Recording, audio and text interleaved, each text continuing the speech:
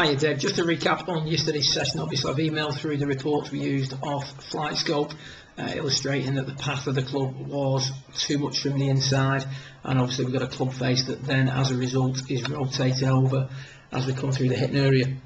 What we can see here on the backswing is good position moving away from the ball, halfway back's in position as well.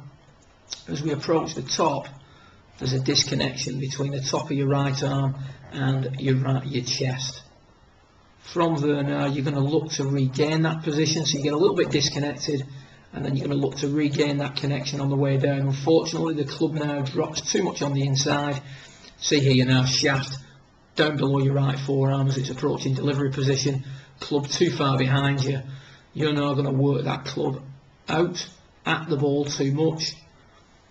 You can see there the arms way out in front of you, a swing out at the ball too much on the way through, resulting in too much right to left spin on the golf ball.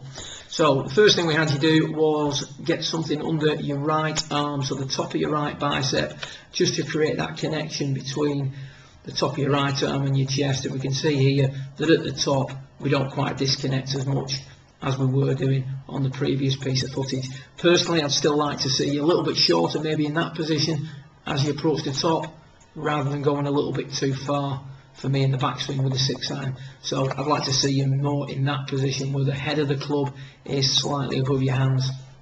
From there, you're going to drop the club less on the inside because there's not room, or there's no need to drop the club now and reconnect the arms and the body. And you can see there that the shaft doesn't get as much below the right forearm as it's coming into the hitting area. On the way through, however, we still want to throw the club away from us. You can see there that the arms work out and the hands do flip over. So what we then have you do, and we've got you here with driver, we've done a number of things here. We've now got something beneath your left bicep, so the top of your left bicep and the chest, ideally something small like a T-peg or a pencil.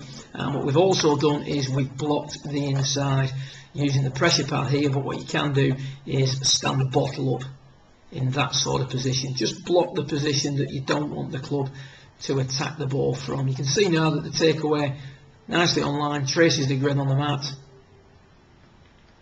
Good position at the top, no loss of connection there. Gets a little bit long, which we discussed before, and you can see a little bit shut at the top. However, as you're coming into the golf ball now, much less from the inside, and then on the way through you can see the club starting to trace back on the inside as you come through, resulting in, towards the end of your session certainly, a much better starting direction to your shots. If you can reduce the amount that you're coming from the inside, there will be less of a need to rotate the forearms. And as we've discussed, and as you've heard discussed with David Colclough in regards to ball flight laws, the last thing we want to do with driver in a hand or any club is to square that club face up. Square club face means that the ball is going to start on line. If we then swing into out, the ball's going to overdraw. So ideally I'd like to see the path of the club become a little bit less from the inside. And as we said, that can be caused by your ball position, but certainly during this lesson didn't look to be the case. And then once we've done that, we can start to calm the hands down. We've almost got to feel like we're just going to hold the finish off a little bit. You can see the much better finish position, and we compare that to the finish position we have here with your iron at the start of the session. See how much lower the club head is than your hand. So when you see this sort of position, that's a sign that the player has swung out at the ball too much on the way through and rotated the forearms too much in the through swing. And what we're seeing here is a much more parallel shaft position, similar to what you'd see with old footage of Hogan, or certainly footage of Luke Donald in the modern era, which is a sign of much quieter hands and arms through impact. Good luck with it, and I'll speak to you again in the near future. Well done.